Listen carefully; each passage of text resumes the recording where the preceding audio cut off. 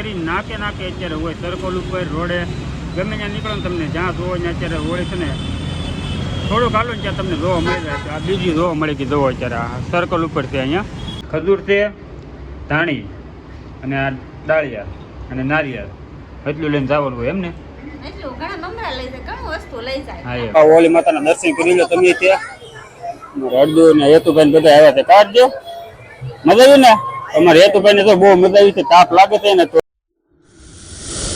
હાલો મિત્રો, સ્વાગત છે ફરી એક નવા વિડીયોમાં. બધાને જય માતાજી, બાપા સીતારામ. ને જો અત્યારે આપણે ખાનના ઠેઠ બ્લોગ શરૂ કર્યો છે કેમ કે આજ આપણે આખો દી કામમાં હતા. અત્યારે ઘડીક ટાઈમ મળ્યો છે તો બેઠા થઈ ઘેરે અને દવા પીસ કરીને લઈ આવ્યા છે. માર્કેટમાં ગયા હતા, ગુલાલી લેવા છો તો ધૂળેટીની તૈયારી કરવા મળ્યા છે અત્યાર દીના. અને આપણે આ તે હોળિકા દહન તો બધાને હેપી હોલી. તો જો મમતા તો ઘેરે નથી અત્યારે, એ ગઈ છે બાજુવાળાને ઘેરે બેહવા. કાઢ એમાં તો બેહો ગઈ ને તો હું અત્યારે ઘેરે આવ્યો, હરદેવ ઘેરે હતો. તો હાલો આગળ તમને બતાવું હમણાં કેવી તૈયારી હાલે છે બાય બજારે. ઘરનું આ શેરીનું તો નહીં બતાવું, પણ આમ બીજે જગ્યા ઓર્ડર લઈને જાઉં એ બાજુ તમને બતાવીશ. તો વિડીયો પૂરેપૂરો જોજો ને લાઈક કરી નાખજો ને શેર કરી નાખજો. તો આ રીતની છે ને સુરતમાં છે ને શેરી ગલી ગલીમાં છે ને આ રીતનું ગોઠવે છે હોળી માતાનું તાણ પતંગો ને એવું બધું. આવું છે કે શેરી બધી હોય, એમાં કઈ જગ્યાએ મોટી હોય તમે કમેન્ટ કરીને જણાવજો જરા. હજી એક હોળિકા જોઈને આપણે નીકળીએ ત્યાં તો બીજી આપણને જોવા મળે કે જો શેરી નાકે નાકે અત્યારે હોય સર્કલ ઉપર રોડે ગમે ત્યાં નીકળો ને તમને જ્યાં જોવો ત્યાં અત્યારે હોળી છે ને થોડુંક હાલો ને ત્યાં તમને જોવા મળી જાય છે. આ બીજી જોવા મળે કે જોવો અત્યારે આ સર્કલ ઉપર છે અહીંયા. એટલે તમે થોડાક હાલશો સુરતમાં ગમે ત્યાં તમને જ્યાં હોય ત્યાં જોવા મળી જાય છે. હોળી માતાના દર્શન થઈ જાય. અને અમારે બાજુ કેવું છે મને ખબર નથી, ઘરે જાય પછી ખબર પડે સાંજે કે આપણે અહીંયા કેવું પ્રગટાવવાના છે હોળી દહન. તો હાલો વિડીયો પૂરેપૂરો જોજો એટલે આપણે બતાવજો અમારે હોળિકા દહન કેવી થઈ છે અહીંયા. મિત્રો અત્યારે છે ને આપણે ઓર્ડર પૂરા કરીને ઘરે વૈયા સીવીને ઘરે આવીને છે ને તો મમતા છે ને રાંધીને કમ્પ્લીટ કરી નાખ્યું હતું. કેમ કે આજે હોલિકા છે એટલે વહેલા કરતાં જવાનું હોય, નકર તો ત્યાં પછી ટ્રાફિક વધી જાય. સુરતમાં તો ખબર છે ટ્રાફિક બહુ થાય. તો અત્યારે છે ને વાળુકરો સીધા બેસી જાય છે આવીને. કા જય માતાજી, જય બાપા સીતારામ.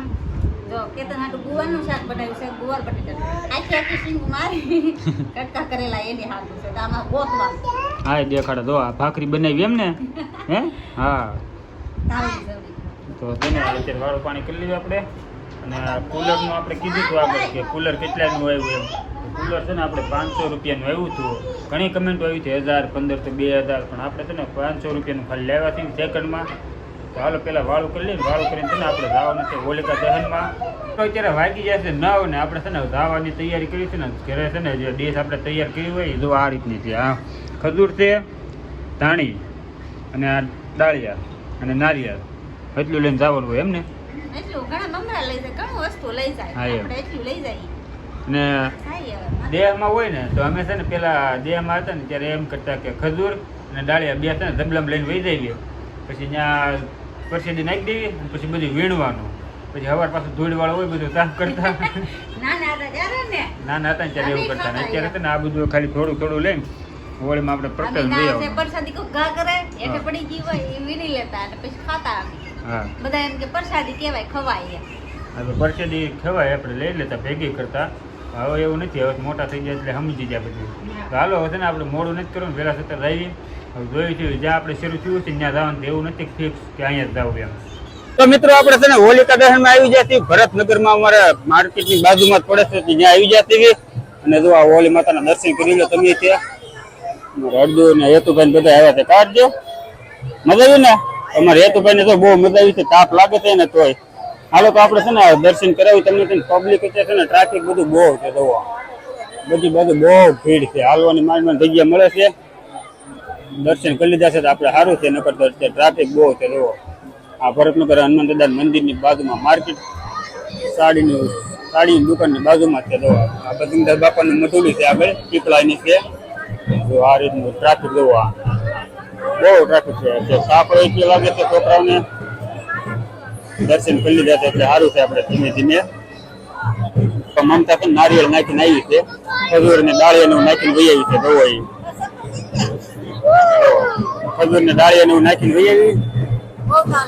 તાપ લાગે ને બહુ હા જો એ આવી ગઈ પરસેદી આપજો લો હેતુભાઈ ની જો આ કયું ને પરસેદી વાટે હતો લઈ લો હેતુ તો મિત્રો આ બાપા સીતારામ નું મધુલી છે અમે દર્શન કર્યા તમે દર્શન કરી લીધા હોય તો કમેન્ટમાં બાપા સીતારામ લખી નાખજો અને હવે આપણે રાવું બીજા સ્થાન ઉપર હાલો તો કન્ટિન્યુ વિડીયોમાં બન્યા રહેજો તો મિત્રો અત્યારે છે ને આપણે બહાર દર્શન બીજે કરવા જતા પણ ત્યાં પણ ત્યાં દર્શન થયા નહીં હતા ટ્રાફિક ને લીધે તો અત્યારે આપણે સીધા આપણે મારા હાટુભાઈ રૂમે વૈયા છીએ અને મારા હાટુભાઈ છે ને હજુ વાળો કરવા બેઠા હતા અમે આવ્યા છીએ તો એ તો વાળો કરીને ઊભા થઈ જાય ઉતાવળમાં અને બેઠા છે અને આગળ વિડીયોમાં કીધું જ છે કે એને ઘરનું ખાતું અહીંયા ઘેરે ને ઘેરે રાખે છે બધું તો આમને કમ્પ્યુટરના માલ સામાન બધું અહીંયા જ હોય ને ઘોડા ને એવું બધું જો આ બધું સિલાઈ મશીન ને એ બધું આ ઘેરે ને ઘેરે જ રાખે છે અને એ તો હરદેવ ને એ રમવા મળ્યા હતા જો છોકરા બધા ભેગા થઈને મારે પાટલા હોવું નહીં જે તમે છે તો હાલો આપણે વિડીયો કરી દઈએ એન્ડ વિડીયો ગમે તો લાઈક શેર ને સબસ્ક્રાઈબ કરી નાખજો ને કમેન્ટમાં થાય ને જય કમળાઈમાં લખી નાખજો અને બાપા સીતારામ